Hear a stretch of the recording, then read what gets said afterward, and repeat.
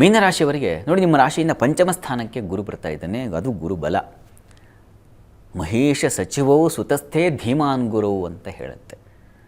ಪ್ರಚಂಡ ಬುದ್ಧಿವಂತರಾಗ್ಬಿಡ್ತಾರೆ, ಪ್ರಚಂಡ ಬುದ್ಧಿಶಕ್ತಿ ಬಂದು ಸೇರ್ಪಡೆ ಆಗ್ಬಿಡುತ್ತೆ. ಇಷ್ಟು ದಿವಸ ಮಂಕಾಗಿದ್ದರೂ ಈಗ ಇದ್ದಕ್ಕಿದ್ದ ಹಾಗೆ ಗರಿಗೆದರ ಹಾಗೆ ಫಿನಿಕ್ಸ್ ಅಂತೀವಲ್ಲ, ತಾನು ಸತ್ತು ಮತ್ತೆ ತನ್ನ ಬೂದಿಯಿಂದಲೇ ಎದ್ದೇಳುತ್ತಲ್ಲ ಆ ಪಕ್ಷಿ, ಆ ರೀತಿಯಲ್ಲಿ ಇಷ್ಟು ದಿವಸ ಇಲ್ಲದ ವಿಶೇಷ ಶಕ್ತಿ, ಪ್ರತಿಭಾ ಶಕ್ತಿ ನಿಮ್ಮೊಳಗೆ ಬಂದು ಸೇರಿಕೊಳ್ಳುತ್ತೆ. ತುಂಬ ಪ್ರತಿಭಾಶಾಲಿಗಳಾಗಿರ್ತೀರ.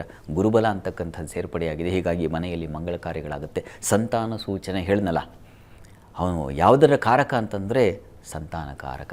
ಹೀಗಾಗಿ ಬೃಹಸ್ಪತಿ ಶ್ರೇಷ್ಠ ಮತಿತ್ವವನ್ನು ತಂದುಕೊಡ್ತಾನೆ ನಿಮ್ಮ ಪಾಲಿಗೆ. ಕಾರ್ಯಗಳಲ್ಲಿ ಹೊಸ ಪ್ರತಿಭಾ ಆ ಶಕ್ತಿಯನ್ನು ತುಂಬಿಬಿಡ್ತಾನೆ. ಹೀಗಾಗಿ ನಿಮ್ಮ ಕೆಲಸಗಳಲ್ಲಿ, ನಿಮ್ಮ ಕಾರ್ಯಗಳಲ್ಲಿ ನೀವು ಜಯಶಾಲಿಗಳಾಗ್ತೀರಾ.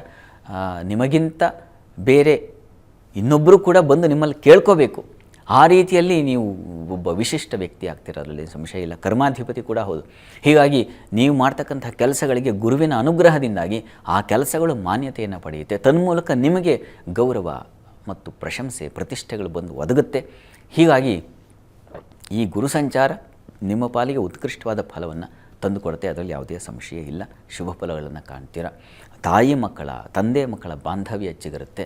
ನಿಮ್ಮ ವಿಶ್ವಾಸ, ಅವರಲ್ಲಿರ್ತಕ್ಕಂಥ ವಿಶ್ವಾಸ ಹೆಚ್ಚುತ್ತೆ. ಹೈಯರ್ ಸ್ಟಡೀಸ್ ಮಾಡೋರಿಗೆ ತುಂಬ ಚೆನ್ನಾಗಿದೆ. ಬಹಳ ವಿಶೇಷವಾದ ಫಲಗಳನ್ನು ಕಾಣ್ತೀರ.